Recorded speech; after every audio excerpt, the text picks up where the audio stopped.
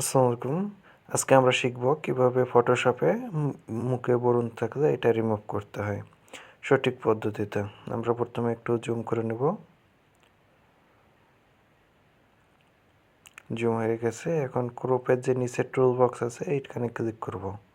এইখানে গেলাম। এইখানে এখন যে জায়গাটা সিলেক্ট করব এখানে অলটা চেপে সিলেক্ট করে ত্বকের স্কিন নিয়ে এখন বরুণের উপরে একটা ক্লিক করলে বরুণ রিমুভ হতে শুরু করবে। আপনারা দেখতে পাচ্ছেন অলরেডি বরুণ রিমুভ হচ্ছে। আমরা এইভাবে একটু দ্রুত কাজটা করে নেব।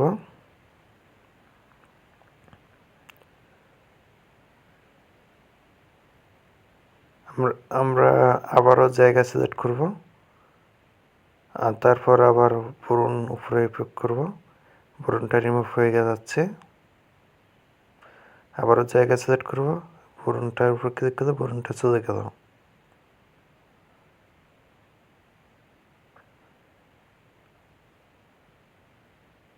আমরা এইভাবে কাজটা শেষ করতে পারি। দেখেন কত সুন্দর স্মুথলিভাবে আমাদের কাজটা শেষ হলো। মেয়েটার মুখে যে বরুণ ছিল ওই বরুণটা উঠে গেছে। হ্যালো গাইস, আপনারা ভালো থাকবেন। এইভাবে কাজটা সম্পূর্ণ করে নেবেন।